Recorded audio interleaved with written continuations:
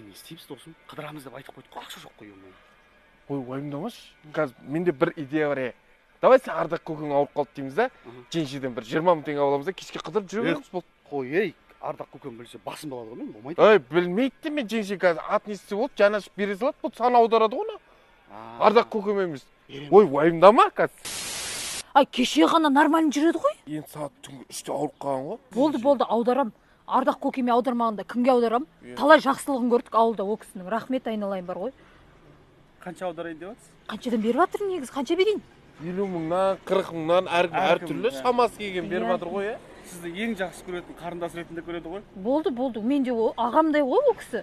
Все, болды, аудардым. Кетті, түсті. Рахмет, кетші. Түспеді ғой. Ай, сенде нең бар? Ардақ көкем ғой. Прямо өзіне аудардым. Емге де жазды.